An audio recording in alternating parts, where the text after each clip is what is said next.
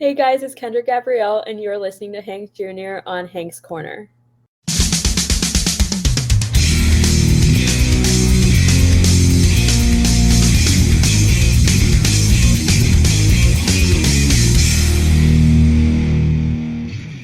Hello, everybody. Thank you for tuning in to another episode of Hank's Corner. I'm Hank Jr., part of Hank Jr. Productions, where I'm documenting life's moments through photography, videography, and now podcasting. And we're going back north to the border, going to Ontario, where we're talking to somebody whose favorite color is red, and she can get drunk on her own. Please welcome Kendra Gabrielle. Kendra, how are you doing today? I'm good, Hank. How are you doing? Oh, I'm doing wonderful. Thanks for coming on. And I mentioned that you're out there in Ontario, Canada. Tell us where you're actually calling in from, because we know music artists are all over the place. Yeah, I'm from Milton, Ontario, just outside of Mississauga, which is outside of Toronto, for those who don't know Ontario.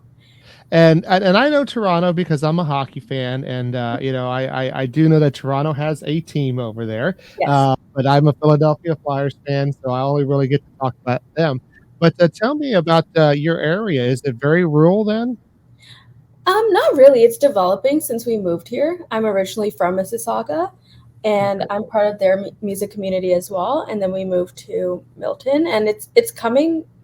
It's really rising, to be honest. Like the population versus when we moved here 4 years ago to now, like we're getting pretty populated as well. Okay. And if I were to take a trip up there, and I've actually never been to Canada, I do need to get up there at some point. What are some of the things to do in your general area? In my area, like there are a couple bars, but I would say just down the street, and when I say down the street, it's about 15 minutes away, is the Moonshine Cafe, which hosts a lot of artists and original music and bands, and that's really a music listening room. A lot of artists call it, at least here, we call it our own Bluebird Cafe. It's the Canadian version. Okay. And, I definitely like going to the Bluebird Cafe in Nashville. Do you make it out to Nashville at all? I haven't been there yet. I plan on going sometime this year or next year for writing or just to mingle. Well, you're definitely going to like it. I have not met anybody yet that's gone to Nashville and said they did not like being there. So hopefully you get to make that trip very soon. I heard it's like once you're there, you don't want to leave. Yeah, that's how it is for me. And the other thing that I've heard is that everybody seems to be a family there, and I found that to be true. And everybody says that, and so you'll get to experience that for yourself if you do get out there. Yeah, I think it's really cool because a lot of the Canadian artists have moved down there, so I do know quite a few people that are down there and killing it and playing shows. Okay, and you had a very busy 2022, correct? Yeah. So not only were you pumping out a little bit of music, but you also graduated as well. Tell us a little bit about that. Yeah, so in 2022, I graduated from Sheridan College from the advertising program there. I did a post-grad, and it was really busy and really cool to actually learn stuff that could really help my music. I think a lot of it is that I wanted to know everything about the music industry, from marketing and advertising to the photo shoots to, digital media like podcasting, all of those things along with music. And that seemed like the perfect program for me because when I am doing my releases, pre-release, I usually plan with my team and I really come in and I'm like, I can speak as if I know what I'm talking about rather than being like, oh, I trust you, because I do think of the Kendra Gabrielle brand as my little baby. Okay. And you mentioned team, and that's because you are actually doing really well, and you definitely need a team. I mean, your latest song, Red, that's been out, I mean, it's only been out for a few days, and I've noticed on YouTube it's already got like 13,000 plus streams. That's crazy. What do you think about that? How this and some of your other songs have been just kind of skyrocketing from the get-go? I'm just super grateful. Like, I'm doing this because I genuinely love music. It's something that makes me happy. If I don't do it for a while, I feel like I'm losing my mind. It's like a very big part of me. Also playing guitar, as you can see behind me. I'm just really grateful that people are connecting with what I do and they support what I do and they genuinely want to come out to shows and want to listen to the song, because if it's not for people supporting, it's really hard to do this job. Yeah, definitely. I mean, I understand that completely from a photographer and videographer standpoint. I mean, I could put things together all day long, but if nobody looks at it or nobody watches it, who really cares, right? It'll be just for me. So you definitely need that, obviously to continue, going on with the career. But like I said, you are doing well. But tell us a little bit about Red and where the concept came from. So Red was written about a year ago, and I was writing it with my good friend Melissa Marshall. She's also another Canadian artist, and this was like I think our second or third write together, and we had really like she's like a big sister to me, to be honest. That's like the best way I can explain it to her. And I joined the write, and we were talking about like who are we going to write for, and we decided because I was working towards recording some music, we were going to write for me that day. We're like pondering, what are we going to write? Are we going to write a love song? Are we going to write a breakup song? Are we like what's the theme, right? What's the story? And for me to write a song, I find I need to have a story behind it. I need to either live it, I need to either see it happen through friends, through acquaintances, through just hearing the gossip mill of being a girl, and you find out everything about everyone. And I was telling her about something that I just said something funny to my friends, and they were like, there was a time in my life where I would just go after guys that were red flags, just constantly. It was like, do you learn? Like, is she not learning? If I got pushed down, I'd get back up and do it again. It's like, you see red and she goes. And they'd always be like, why are you doing this? And I would just be like, that's my favorite color. Because it is. It's true. Red is my favorite color. A lot of my things are red. And she found that funny, and that ended up being the hook of the song, and the rest is history. We ended up writing this song about girls or guys, whoever goes through this phase where you're just attracted to people because they're just good looking, and you don't really think about it, but you're just here for a good time, not a long time kind of thing. Yeah, and I think that's kind of why it does resonate with a lot of people because, for the most part, the majority of us do go through that at one point or another. Usually, it's kind of right around the high school years and early college because you're young, you want to have fun, and sometimes, like you said, you might go after the wrong person. But the older you get, you kind of start making different decisions. But at one point, we've gone through that, and like I said, I think that's why it kind of sits with everybody, and they can recognize it. And like you said, you can tell that it's authentic from you, that the way it's played out, and I think everybody notices that. Yeah, I just think, just like how you have to like crawl and then you have to walk, you kind of have to go through those dating phases before you're like, maybe let's not do this. Like, maybe let's not cause trauma for future therapy sessions. And like, I just find that when you're younger, when you're in university or college or high school, you just kind of need to talk to your friends about something. And, having like a fun dating life is always a good topic of discussion at Sunday brunch.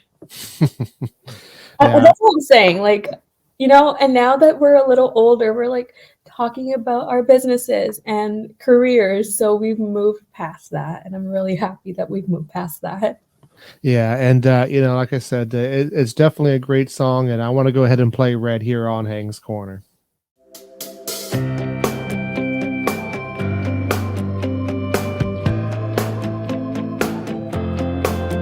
I hear what you're saying, that he's no good. To pay attention to his reputation like I know I should. I know it's a lighthearted, wicked game. One is defeated, the other one's to blame, but I can't help myself. He's got that Casanova James Dean, straight out of a movie scene. Shot me that flirty wink, bought me that whiskey drink. A smooth player, John Mayer, red flag, heartbreaker. Should've known to run for cover, but red's my favorite color. Should've known better, seen the warning signs. But rose-colored glasses made him shine. I knew it would happen, no one to blame. Tale as old as time, always ends the same. Still I can't help myself. He's got that Casanova James Dean, straight out of a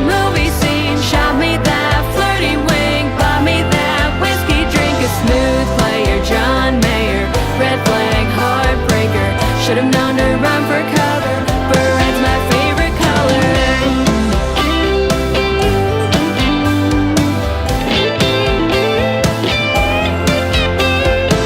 A heart as cold as yours. Should've known that I'd get burned. It's just like me to never learn. He's got that Casanova James Dean, straight out of a movie scene. Shot me that flirty wink, bought me that whiskey drink. A smooth player, John Mayer, red flag heartbreaker. Should've known to run for cover. From that Casanova James Dean, straight out of a movie scene. Shot me that flirty wink, bought me that whiskey drink. A smooth player, John Mayer, red flag heartbreaker. Should've known to run for cover, but red's my favorite color.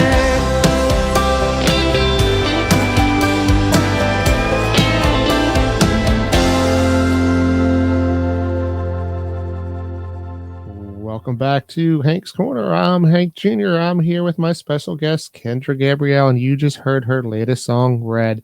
Now, like I said, this song is doing really well. It came out, but you had a beginning as well. Everybody has a beginning. Tell me about your beginning. How did you get started into music, and what made you pursue it? So when I was about 12 years old, I joined the church choir and I was singing there, and I was in grade 8. And I really didn't want to go to my feeder high school at all. So I don't know how it works in the States, but if you have an elementary school, it usually has like its direct high school that you move to. And I just didn't want to do that. I wasn't having a good time with my grade, but I was really into drama and acting. So the school came about and they were like, we're having auditions. And I told my parents, I really want to do this. I want to go and act. I want to be an actor. And so we go there for the auditions, and my mom sees that, oh, like they have singing. And I only sang in the church choir. I didn't really sing, you know? And fast forward, I tell her that I don't sing. Why are you making me do a singing audition? Like, I don't want to do this. I don't ever sing. It's not me. And clearly, all these years later, here I am, a singer. And I ended up going in for the audition. I didn't get in for drama, but I got in for music. And I ended up being in a music program all throughout high school. And within my first year of doing vocal music, I decided this is what I'm going to do. And that is very interesting, because the majority of artists that I talk with usually kind of have the same story where they say, yeah, from 5 years old, I was singing with a hairbrush, I knew I was going to be a singer from that point. But you, on the other hand, here you are, in your pre-teens, and you didn't even think that you were going to become a singer. No, I honestly didn't. I was very shy, and I was very introverted into myself, and the thought of putting myself out was mortifying, quite honestly. But the more I got to do music and the more I fell in love with it, and it became my safe haven. It still is my safe haven, which is why I do it. And when I'm on stage, this is my little home that I create for myself when I'm playing or when I'm singing, no matter where I am. So once I realized that, I started doing it more, and I wanted to share it with people because it's healing. It helped me become more confident. And I find that the arts really do that for many people. Like, I was very shy when I first started singing. You could barely hear me, like, without a mic when you were 2 feet away from me. I got to the point when I was in second year university, I sang without a mic and filled an auditorium with just my voice. So the confidence it took and the discipline and time management to do music when you're doing other school and other activities really, made me the person that I am today. So did the music itself boost your confidence, or did you have to kind of work on that separately? I think it was just the music. The more I did it, like, our program made us do like a class performance. So I was with my friends performing, and then every term we would have to perform by ourselves in front of our classmates. And that made me really gain the confidence to be in front of people and sing and get comfortable with my voice, because there was a time, a lot of singers have this, where the way you sound in your head isn't really the way you sound.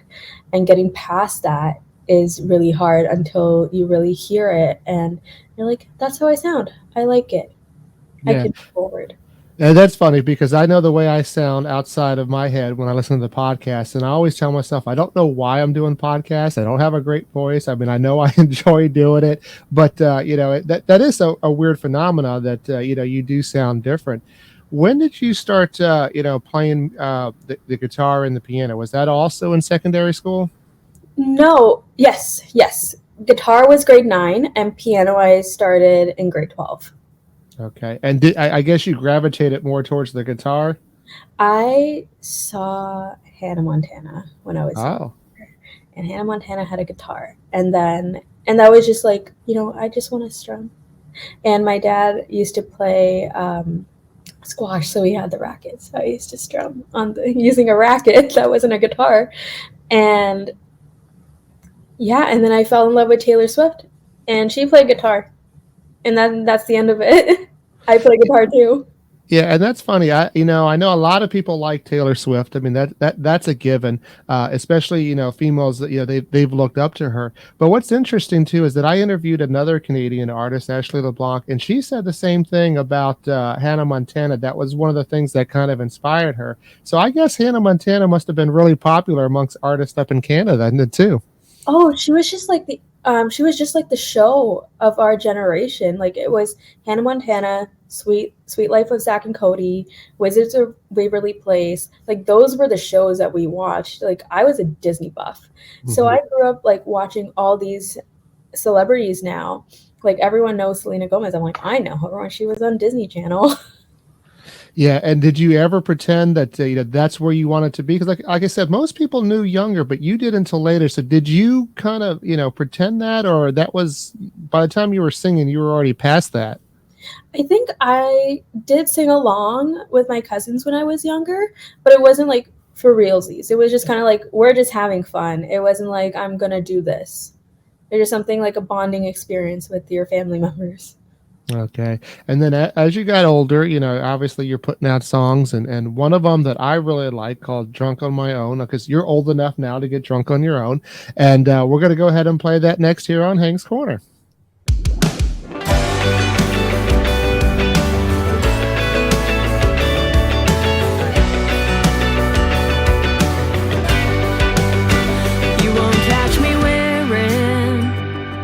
A silky red dress on a Friday night, going out dancing. Blue jeans and a beer on tap, it ain't nothing fancy.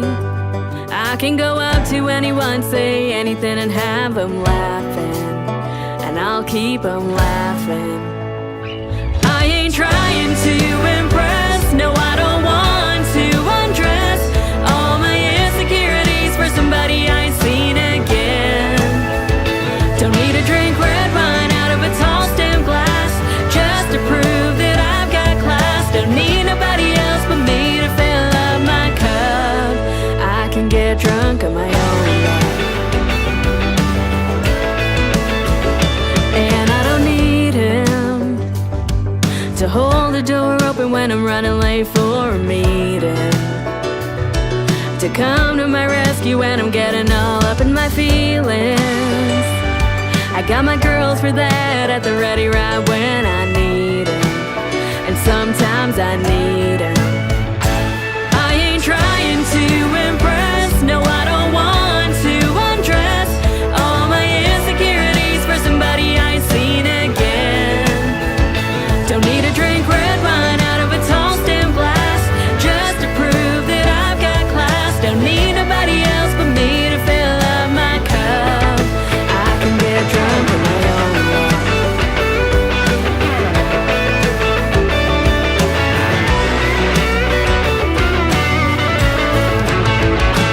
I could get lost in some guy, make him the biggest part of my life. Yeah, I could, doesn't mean I would. I ain't trying to impress, no I don't want to undress all my insecurities for somebody I ain't seen again. Don't need to drink red wine out of a tall stem glass just to prove that I've got class. Don't need nobody else but me to fill up my cup. No,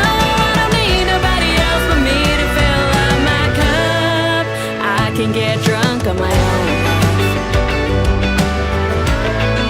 I can get drunk on my own love. I can get drunk on my own love. Welcome back to Hank's Corner. That was Drunk on My Own by Kendra Gabrielle. And of course, I am Hank Jr. I'm part of Hank Jr. Productions, where I'm documenting life's moments. Now, off air, we talked a little bit about drinking. Do you have a favorite drink of choice? I don't usually drink. Okay. If I'm being completely honest, I'm not a big drinker, but I do love a good Bellini. The restaurant Milestones up here makes the best Bellinis, and every time I want to have a drink, that's what I get. Okay. Well, and one of the things I always talk about too, so we'll just segue into that. I always have to talk about food on the podcast. So I kind of like to know, what is your favorite food, but also what are some of the, things that are local to your area that would make a good thing for me to try? So my favorite food is anything from my culture. I'm Pakistani, so that's all I eat, to be honest. Anything from our culture is something that I will eat. Whereas for here, honestly, we have pretty much just the normal chain restaurants. Like there's an Eastside Mario's. There's what is it called? It's a Middle Eastern restaurant. It starts with a P. I'm blanking on it. I'll tell you after. We have like a Turtle Jack's. Like I don't think we have anything that's super like this is Milton, but also I haven't been out enough here to really know the restaurants because when I moved back from university, we went into lockdown. Oh, yeah. Yeah, So and that was the thing too. You mentioned the lockdown. You had to, come out as an artist right during lockdown in 2020. How was that to navigate that? I told myself it's now or never. Like you've been twiddling your thumbs, pondering this idea for so long. And a lot of people, as you mentioned, they knew like they wanted to do this since they were 5 years old. A lot of artists that I know, they've been out doing this, being in the industry, meeting people since they were 17 years old. I was way older when I started. So not that there's anything wrong with it. Just for me, I wanted to catch up with everyone and get to know everyone. So the quarantine time really gave me the chance to think and put the first song together and really start thinking about how do I want to do this? And how am I going to navigate this in an online realm? Because a lot of people who were supporting artists already met them pre-pandemic. And a lot of these news outlets or media outlets, they all knew everyone. And I was a fresh face. I was just sending cold emails and hoping for the best and hoping that maybe they saw one of my covers on my Facebook page or my Instagram page and was like, hey, I want to give her a listen. It's really hard, like cutting through when people are getting hundreds of emails a day and you're just another name and another artist. But I was very fortunate that a lot of artists were open to writing music and connecting that way. So I built like a little niche of friends in the music business, but it was challenging, but I'm really grateful I did it. Yeah. And I think, you benefited from, what a lot of people benefited from was having those, covers or social media songs out there. A lot of people went to that. I mean, it looked like you benefited from that. Would you agree with that? I think I benefited from a lot of social media stuff, to be honest. Like social media is such a helpful tool, but it can also be like the worst nightmare for an artist because we have to be on everything. And it's like you're the artist, you're also a content creator at the same time. But because we had nothing else to do, we were just writing songs and creating content, and that made our days go by rather than sitting and staring at a wall going crazy. And I felt at that time I wanted to entertain the people that were supporting me and were encouraging me. So that really gave me like the extra boost, like, hey, post more covers. So that's what I did. Well, good. And I definitely like going back through your social media and seeing some of that. But one of the things that I saw on the social media, and correct me if I'm wrong, but I think it was at the CCMA. Did you have a picture with you and Paige Rutledge? Yes. Paige and So, I are so friends. Paige has been on the podcast before, and not this past New Year's Eve because I didn't do one, but the New Year's Eve before that, she showed up in my New Year's Eve special. Tell me about some of the Canadian artists that you're around, and who are some of the people that we should be looking out for. So Paige is one. She's doing incredible, and we've been friends since 2019. I actually knew her before releasing music, so we were coworkers, in fact. Before. Oh, Other artists, Matt Teed is amazing. There's Ty Baton, who's another Canadian country artist. There's Emily Kate. There's Jessica Soul, mm-hmm. um, Emily Claire. Hope I'm not blanking on anyone. Yeah, there's a bunch I could go on to. So Nicole many. Rayy, and there's so many out there. But I always try to promote the artist as much as I can here on the podcast. That's kind of one of my goals. But as far as that line of thinking, so obviously all of those people that you kind of mentioned have been on my playlist at one time or another. What is currently on your playlist? Currently, let me see. Oh, the Luke Combs song, The Kind of Love We Make. Mm. That's been on my playlist for the past On 2 repeat. That's honestly because of the TikTok trend going on for like the dance move for it.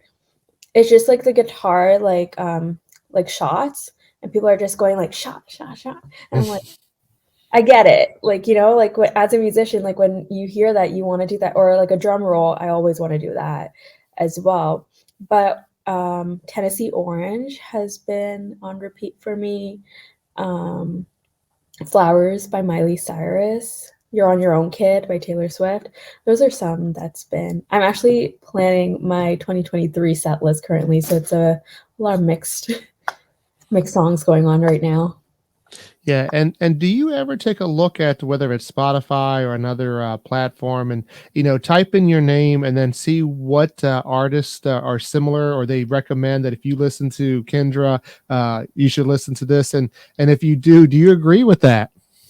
Right now, I do. I remember when I released my first single in 2020, I was like, this is the complete different genre that I'm trying to go for. And then I rebranded the sound, and now it's honestly a couple of my friends that I mentioned before about like the Canadian country artists, they're on those lists. So it's really nice. And I've been very fortunate to be put on Amazon's editorial playlist for both these past two releases. So it really, geared me in the country direction rather than pop and R&B. And your songs have also been on XM radio as well. Yes, I was so shocked when that happened, because when we pitched it, I kept asking, like, did it get on yet? Like, did it not? Like, I'd like to know, because usually it doesn't take as long as it did. And I remember I actually planned to get Red out last August. And because I thought Drunk on My Own wouldn't get on SiriusXM. So I started planning the next release. I'm like, okay, it's fine. Like, it's your first song that you pitched to them. It's okay. Like, you're just beginning. Like, you're a baby compared to everyone else. What are the chances someone sends me a message on Instagram? I open it thinking like, hey, like, how's it going? And they're like, your song's on SiriusXM. It's like, that's amazing. I was so shocked. Out of nowhere, like, other artist friends sent me photos, and everyone else was like, do not release Red because you have Drunk on My Own on the radio. Whatever you do not release it right now. So I was just shocked. I was super grateful that the first song that I sent to them, that they picked it up, and I hope they pick up Red as well. My fingers are crossed for that one. Yeah, I definitely hope so too. Like I said, you're just kind of knocking it out of the park right now, and I hope you continue that trend. But where are some of the places that people can find you playing? Right now, I have a couple of shows. I have the AM to FM showcase in Toronto. I believe it's at the Arts Bay. And then I'm playing on March 29th at the Moonshine Cafe. It's a full band show. And on April 1st at Say What in Toronto. And that's also a full band show. All those tickets will be going out closer to the date. But anyone can follow me on social media and keep up with me, because I usually start pushing and be like, hey, come see me. Really nice. Kind of funny sometimes.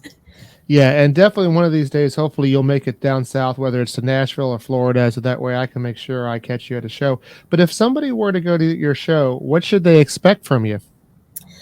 Definitely some sarcastic humor. Oh, I just like being funny, whether people think I'm funny or not. But it's very like witty.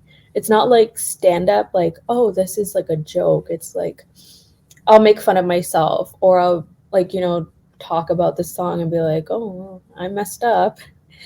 Like, you know what I mean? Like if I fumble on my words, I'm like, oh, guess who's just learned how to talk yesterday, kind of thing. So that's kind of like the humor. Song wise, I love doing a mix of genres. I am someone that came from learning different styles of music, and I listened to different styles of music growing up, and I cover Angel by Shaggy. oh, Or sometimes I will do Whenever Wherever by Shakira, and sometimes I'll do a little Elvis. I like to appreciate all kinds of music, and of course like country classics like Jolene, 9 to 5, some Carly Pearce stuff, Taylor Swift stuff, definitely Shania. I love a good Shania tune, and my stuff.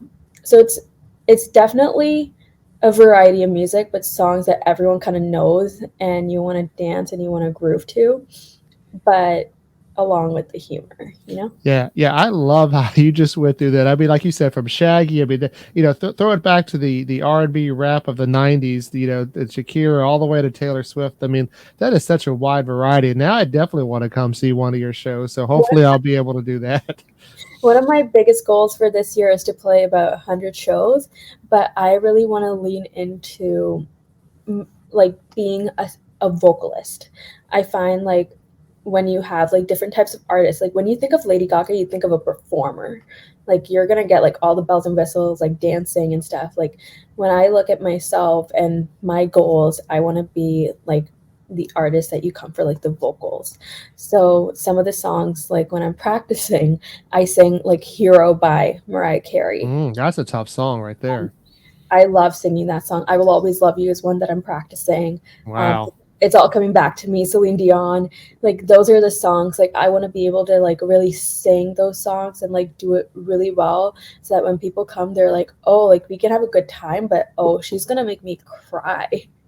Wow, those are definitely some powerhouse songs indeed. So, if you get a chance to check out Kendra Gabrielle, please do so. You can find her on KendraGabrielle.com, also on all the social medias. Kendra, it was great talking to you. And I'm going to end the podcast with playing one of your older songs called Bad Boy. But, in the meantime, if you ever want to be a guest on Hank's Corner, you're more than welcome to do so. Well, thank you so much for having me.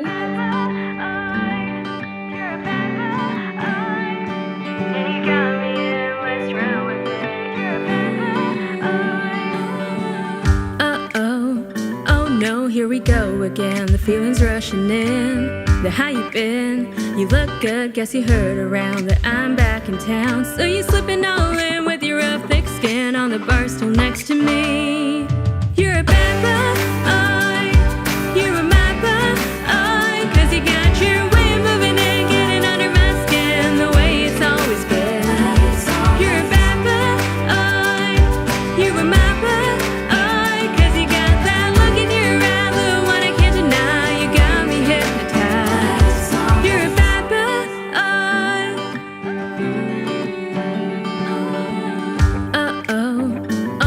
Here we go again, got you moving in. Talking old times, those crazy nights where we had no plans, but it felt so right. You're pulling out words like I miss you. Just take a shot and make your move. You're a bad boy, you're a mad boy, 'cause you got your way of moving and getting under my skin the way it's always been. You're a bad boy, you're a mad boy.